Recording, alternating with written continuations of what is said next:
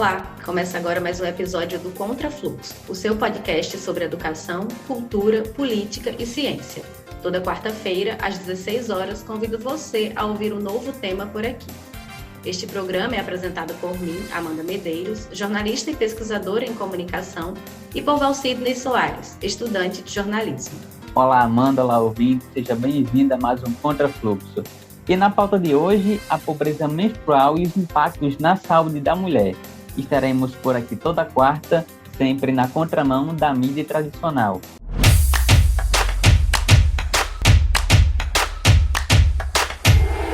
Contrafluxo. A pobreza ou precariedade menstrual é o termo utilizado para referir-se ao acesso de meninas, mulheres e homens trans a produtos básicos para manter uma boa higiene no período da menstruação. O assunto ganhou destaque recente no Brasil devido a um veto do presidente Jair Bolsonaro que resultou no impedimento da distribuição gratuita de absorventes menstruais para grupos mais vulneráveis. Para tratar do assunto, hoje receberemos Gilane Machado. Ela que é feminista, integrante do coletivo Leila Diniz e da Articulação de Mulheres Brasileiras, AMB, além de professora do ensino básico e coordenadora da Rede Estadual de Ensino Público. Oi, Gerlane, seja bem-vindo ao nosso podcast. E aí, para ir começando nesse papo, a pobreza menstrual ela tem esse nome sugestivo, né? Mas ela não diz respeito somente à falta de dinheiro para comprar absorventes, né? É uma questão mais ampla e passa também pela infraestrutura, né, das pessoas, dos lugares onde essas pessoas vivem e também pela ocupação das instituições na nossa sociedade. E aí a gente tem uns dados importantes, né, para ir pensando isso, especialmente sobre o acesso ao absorvente durante o período menstrual, né, em que 1 a cada 4 adolescentes não tem esse acesso garantido. Então, eu queria saber de você, né, em termos de higiene pessoal, de saúde, quais podem ser as implicações imediatas disso, tendo em vista que muitas mulheres cis e também homens trans acabam por optar, né, pelo uso aí de hormônios que interrompem o fluxo natural da menstruação, né? Vão optar, então, por objetos, né, dos mais variados para conter o sangue. Então, o que é que isso pode acarretar na vida e também na saúde dessas pessoas? Bem-vinda mais uma vez. Estou muito feliz de estar aqui tratando um tema tão relevante para as meninas, para as mulheres brasileiras, de maneira geral.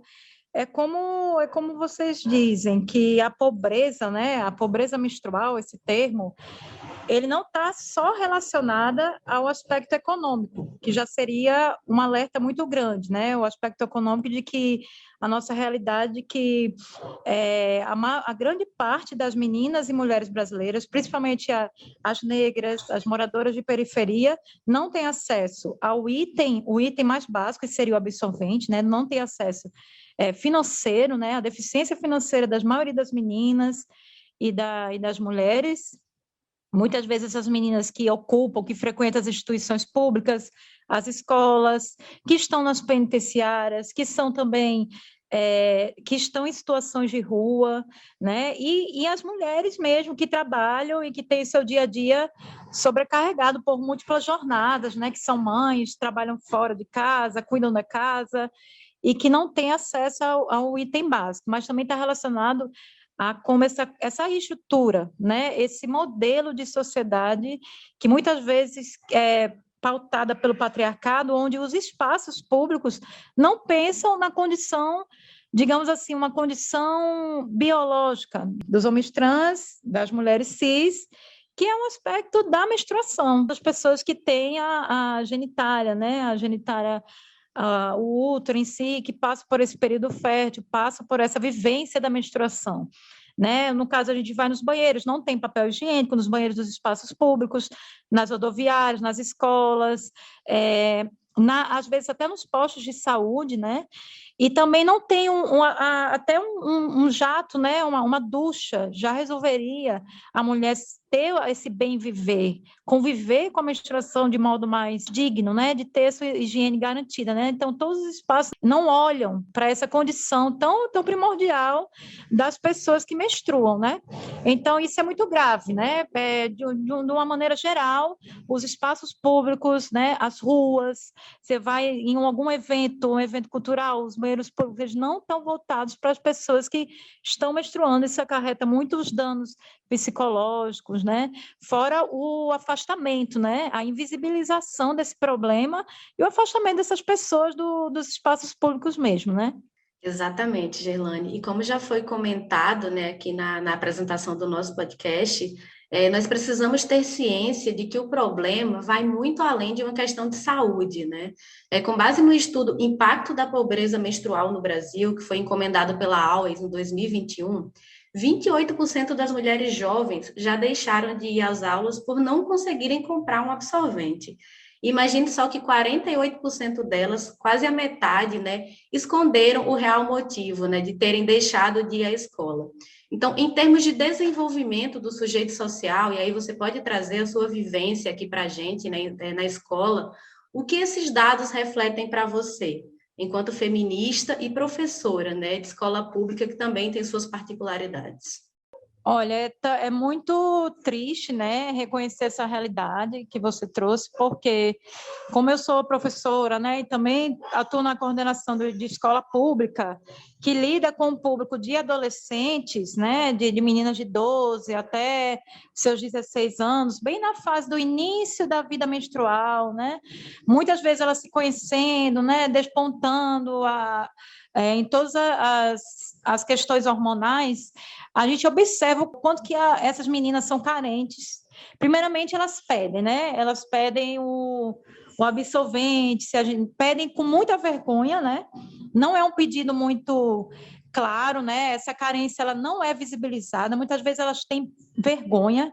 Elas vêm no cantinho quando me vê sozinha andando na escola, elas vêm me perguntar: olha, tem um absolvente, com muita vergonha, e começam a rir das outras, começa aquele tabu, fica bem evidente, e muitas vezes você vê essas meninas, elas começam a se afastar mesmo da escola, né? Porque a escola pública ainda não tem esse suporte, ela não tem esse recurso para oferecer absolventes gratuitos para as alunas, né? Eu sei que a governadora, ela reagiu ao veto, né? Aqui ela vai distribuir para o Estado e tudo mais, para as instituições, para as populações vulneráveis, mas ainda a Secretaria de Educação não se organizou para disponibilizar esse recurso do absolvente para esses adolescentes. Então, isso acarreta muita evasão, muita vergonha. Quando a gente vai tratar desse assunto na coordenação, quando eu vou tratar esse assunto na sala de aula, é um tabu, os meninos debocham, então tem toda a questão da misoginia, né? Do auto-ódio das meninas começarem a se odiar nessa fase. Ai, por que está acontecendo isso? Isso não é bom, isso não cheira bem, eu não tenho dinheiro para comprar, para me proteger, então muitas vezes isso afasta a menina da escola, né? Então, e é um assunto muito delicado, é um assunto delicado de tratar. A gente vê que essas meninas, elas ficam envergonhadas, né? A gente já fez uma roda no coletivo, Ledini, sobre algum tema que tocou, perpassou esse tema, e muitas mulheres falaram que foi um período muito delicado, foi o período de, e aí, quantos dias vai durar? Né? Isso vai durar quanto? Isso, como é que eu faço para me higienizar melhor? Muitas acabam usando papel, né? E a gente sabe que o papel agride, né? Pode machucar as genitálias, né? Usam papel, usam outros recursos, usam miolo de pão, então isso é muito grave, porque essas meninas acabam vivendo um mal-estar sexual na sua vida sexual, vida reprodutiva, diante dessas dificuldades, dessa falta de informação, dessa falta de recurso financeiro. Então, é um assunto que a gente está tentando trazer para a sala de aula, que a gente também quer contar, claro, com a ajuda dos órgãos públicos para trazer tanto os recursos dos absolventes, como essa discussão. Tem um coletor, tem um absolvente, tem que ter a higienização, como saber até quanto tempo vai durar esse período fértil, né? O período fértil pós e pré-menstruação. Então, tudo isso ainda a gente quer trazer principalmente para as meninas, que a gente vê que o transtorno é muito grande na vida delas. Gerlane, exatamente, né? E tem também a questão da interseccionalidade. Eu queria que você comentasse como você observa isso no seu ambiente de trabalho, né? a gente sabe que a situação das meninas negras, né, as meninas vulneráveis economicamente falando, e ainda negras, é ainda mais preocupante, né? Existem dados também que dizem que o risco relativo de elas estudarem em escolas sem papel higiênico é 51% maior do que para as meninas brancas. Então, como é que você enxerga e como é que vocês lidam com essa questão hoje na escola pública? A maior parte, né, da população empobrecida no nosso país, e Natal não é diferente, nosso estado também não é diferente, são meninas, né, são mulheres negras, que muitas vezes a gente observa, por exemplo, eu trabalho numa escola em Mãe Luísa, então, eu diria que quase 90% da população em Mãe Luísa é uma população negra, e dentro desse público que é atendido pelas escolas públicas, estaduais e municipais, são muitas vezes famílias onde tem a chefia mães solos, né? Mães solos, com 2 filhos no mínimo, com 2, 3 filhos. Então, essas mães, essas mulheres pretas, que são arrimos de família, né? Que muitas vezes trabalham fora, têm as múltiplas jornadas domésticas de cuidado dos filhos, elas são intensamente exploradas pelo capitalismo, pela situação de não terem uma rede de apoio e também pela sobrecarga ainda, né, pelo peso, a responsabilidade de ter a exclusiva responsabilidade pela educação dos seus filhos, das suas filhas, né? Então, a gente vê essas meninas, né, com essa... Que integram essas famílias de mães solos, né, de mães sobrecarregadas, empobrecidas, muito abandonadas, sem informação. São essas meninas que muitas vezes me ficam perguntando ali, professora, está sujo? Está sujo? Aí eu fico olhando com muita preocupação de elas estarem sujando a roupa, né? Porque por que está sujando a roupa? Talvez não tenha, né, um absorvente adequado, talvez não tenha mais absorvente. Então, eu fico muito aflita nesse ponto, de eu ver essas meninas muito abandonadas, porque tem essa questão do empobrecimento e tem a falta de informação também. Além disso, tem um racismo estrutural que faz com que essas meninas e mulheres, né, elas vão a um posto de saúde, não são bem atendidas, porque sabe que essa daí é uma menina preta, é uma mulher preta, ela vai aguentar tudo, ela vai aguentar a cólica menstrual, por exemplo, né, o mal-estar, a cólica, muitas vezes dá enjoo, dá febre, tem até casos de desmaio, né, de meninas que a pressão baixa, elas desmaiam na escola, porque, ou seja, não tem acesso a uma farmácia, né, um remédio que vá amenizar aquelas dores da cólica. Muitas vezes elas acabam faltando quando estão com muita cólica, né?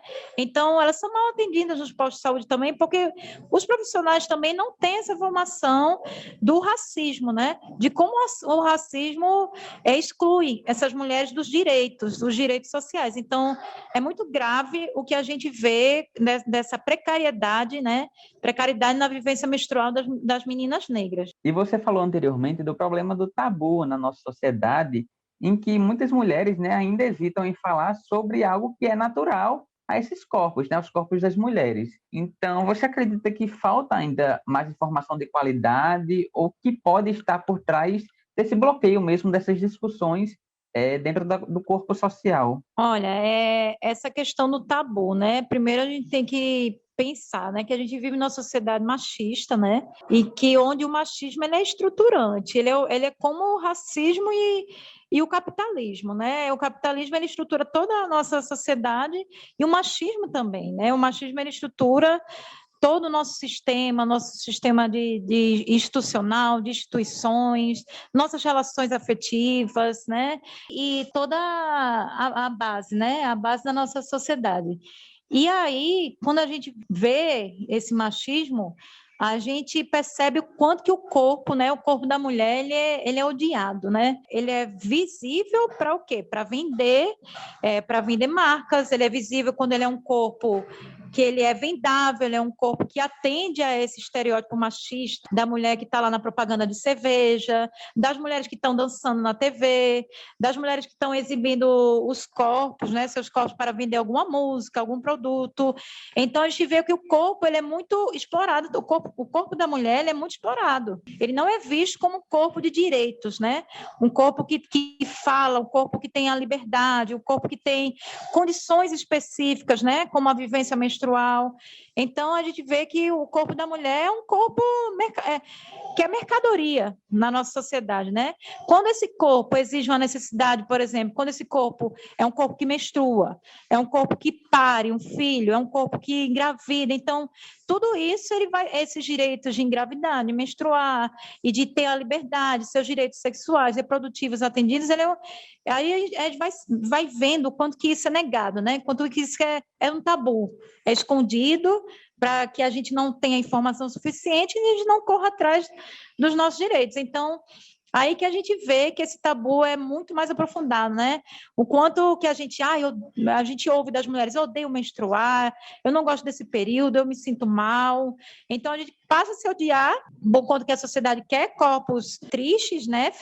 De mulheres, quer que a gente se odeie mesmo, e que a gente passa a não ter esse autocuidado, que é tão importante, né? A gente não ter acesso a esse autocuidado. E eu percebo, Gerlane, claro, falando também de um lugar que não é meu, né? Mas eu percebo aí uma construção social também de que a pessoa, né, quando ela menstrua, esse discurso de que ela deixa de ser menina, de que ela se torna uma mulher, mas acaba acarretando também um novo peso aí, uma nova responsabilidade, só que principalmente é uma questão que não pode ser uma deixa para esquecer de que elas ainda são meninas, ainda têm direitos enquanto meninas, não é isso? Esse assunto é muito importante, porque a gente observa exatamente, já é mocinha, né? Quer dizer, se fala isso com crianças de 12 anos, né? De 13, que a gente sabe que até 14 anos é considerada a fase infanto-juvenil. Então, tá nessa transição, né? De infanto, né? Da fase infantil para a fase juvenil. Então, essa coisa já é mocinha, né? Essa já despontou, já desbotou. Então, isso é uma coisa muito violenta. Primeiro porque a gente naturaliza, né, que aquela criança de 12, apenas porque iniciou sua fase menstrual, já está apta a começar uma vida sexual, a namorar, a ser olhada com malícia pelos homens. Então, a gente começa a naturalizar uma pedofilização mesmo dessas crianças, né? Pela sociedade, né? Então, essa coisa de respeitar que a menina iniciou a fase menstrual, então ela tem que ser atendida nesses aspectos, né, de realmente se educar sexualmente, de saber que ela não precisa, né, ela não precisa ser vista com outros olhos, ela não precisa ser sexualizada, né, ela ainda é um corpo infantil, ela precisa viver aquela infância, aquela juventude de forma saudável, né, não se adultizar precocemente. Então, as adolescentes só estão preparadas quando quiserem, né? Quando estão afetivamente, emocionalmente maduras, né? Então, cai também nessa pedofilização mesmo desses corpos. Girlane, então, para encerrar, né, eu gostaria que você comentasse o fato de o presidente Jair Bolsonaro ele ter vetado, no último dia 7 de outubro, né, a distribuição gratuita de absorventes femininos para grupos vulneráveis. E aí estão as estudantes de baixa renda, né, pessoas em situação de rua, além de outros grupos, e o argumento do presidente foi não haver fonte para custeio. Por outro lado, nós temos visto alguns governos municipais e estaduais, né, que têm conseguido executar e tocar propostas semelhantes. Então, eu queria que você comentasse, considerando que a gente tem visto aí, né, a atuação de um governo misógino, um governo que cada vez mais nega, né, o lugar, o papel político da figura feminina, desrespeita o corpo feminino, entre tantos outros absurdos. O governo Bolsonaro, ele tem um projeto, né? Ele não é confuso no seu projeto, ele tem um projeto antipovo, né? Antipopular, ou seja, ele é totalmente contrário a direitos, né? A direitos que duramente foram conquistados, né? A distribuição gratuita de absorventes é um direito conquistado, né? Também graças aos movimentos de mulheres, né? Aos sindicatos, aos partidos de esquerda e toda a militância feminista, né? Organizada politicamente, que conquistou esse direito, né, do absorvente, da distribuição gratuita ser considerada um artigo da higiene básica, né? E é como você diz, a misoginia, né, do governo elitista, misógino, racista, machista do Bolsonaro, né, que deixa claro suas intenções antipovo, que é cortar qualquer direito com a intenção de fortalecer, né, os capitalistas, o ultracapitalismo, fortalecer o campo empresarial, do capital estrangeiro. Então, tudo isso está alinhado ao projeto elitista, né, um projeto ultracapitalista de extrema-direita, que o Bolsonaro representa. Vale lembrar também que ele cortou, né, no início logo do seu mandato, o governo ele cortou boa parte, né, mais da metade da verba a verba dos programas destinados à proteção às mulheres vítimas de violência doméstica. Então, o Ministério, né, comandado pela pastora Damares, que representa o campo ideológico, o campo misógino, o campo também fundamentalista religioso, ela está numa pasta essencialmente importante, que seria importante para as mulheres, para as meninas, para a população LGBT, para a população preta, indígena. Então, quando ela coloca que seus valores conservadores, seus valores fundamentalistas, né? Quando ela persegue uma menina que foi estuprada, né? Quando ela persegue o direito dessa menina de realizar um aborto, porque ela sofreu um estupro, uma menina de 13 anos, né? Aconteceu recentemente. Então, a gente observa o quanto que esse governo ele é contra os direitos das mulheres, né? Ele é totalmente contrário ao que as mulheres têm direito, conquistaram a duras penas, né? Então, ele é claramente contra a anti-mulher, anti-povo. Então, o veto não surpreende, né? Não surpreende quem está acompanhando de perto as crueldades, né? As crueldades antipopulares do Bolsonaro, né? O veto, né? Ele não considera, se ele considera a mulher um fraquejo, né? Que ele teve uma filha um fraquejo, imagine a condição, né? Uma condição menstrual, né? Ele não considera, né? Entre outras barbaridades, é um governo que pune, né? Pune as minorias políticas, né? Quando a gente fala minorias, a gente está falando de minorias que têm de maiorias, né? Nós mulheres somos a maioria da população preta também é a maioria da população, então nós somos minoria no campo do poder, no campo da política, no campo das decisões parlamentares. Mas então é aquela coisa, né? Quando ele assumiu, no discurso mesmo ele falou que as minorias, nossos inimigos vão para o campo da praia, né? Vão para o outro lado da praia, que era onde na ditadura eles colocavam os inimigos isolados, os inimigos, né? Os divergentes isolados no outro campo da praia para ser torturados e fuzilados. Então é um governo que está totalmente alinhado ao projeto, né? Um projeto branco, elitista, racista e ultracapitalista de poder. Então, é muito salutar dos nossos governos, né, principalmente agora saúde, né, a governadora Fátima, que mesmo com o veto, ela falou, não, aqui vai ser distribuído gratuitamente, aqui no nosso estado vai ser, e que assim seja, né, que nossos governantes possam fazer uma oposição séria a essa política de extermínio, né, de apagamento dos nossos corpos. Girlane, exatamente, você trouxe uma fala agora muito clara e muito potente, né? Nós temos, assim como a governadora Fátima, que ser resistência, né? Que lutar é uma luta coletiva mesmo, nós não podemos aceitar esse tipo de tratamento com nós mulheres, né? Nós que devemos e podemos sim ocupar os espaços públicos, não somos corpos submissos, não vamos aceitar isso. Então, que sigamos na luta e que possamos voltar aqui em breve para falar sobre aspectos mais positivos e não exatamente sobre a questão da pobreza menstrual, né? Muito obrigada mais uma vez e até breve. Muito obrigada a vocês. Adoro falar sobre os temas, né, que perpassam, né, a vida das mulheres, o bem viver das mulheres. É muito importante. Também eu estava ouvindo o podcast de vocês, adorei também as temáticas. E que legal que a juventude esteja preocupada realmente com os rumos das mulheres, os rumos da população LGBT, os rumos do povo preto, que é muito importante que a juventude está reagindo e está resistindo mesmo a essa política de extermínio, de assassino, de apagamento, e que a gente possa positivar nossa existência, né? Apenas com muita discussão, com muita preocupação e com muita organização, né, organização coletiva, né, que começa aqui, começa no debate, começa na discussão, que a gente pode fomentar essas resistências. Muito obrigada mesmo.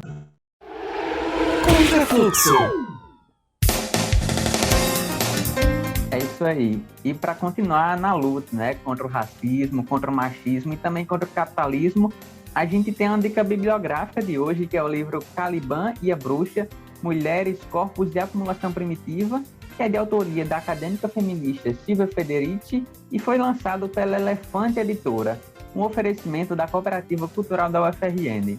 Estamos chegando ao fim desse programa, mas não esqueça de nos acompanhar pelas redes sociais. Lá é o espaço para você se informar sobre o tema da próxima semana e, claro, espaço de interação com a gente. Então não deixe de mandar o seu feedback e sugestões de novas pautas. Instagram, @programa Contrafluxo e Facebook, Programa Contrafluxo. Nossa agenda você já conhece, toda quarta-feira, às 16 horas, na sua plataforma de áudio preferida. O seu podcast na contramão da mídia tradicional. O Contrafluxo tem o apoio do Adurne Sindicato, apresentação de Amanda Medeiros e Valcidney Soares, produção de Rebeca Souza, Liciane Oliveira e Rebeca Oliveira, edição de Rebeca Souza e operação técnica de Elan Aureliano.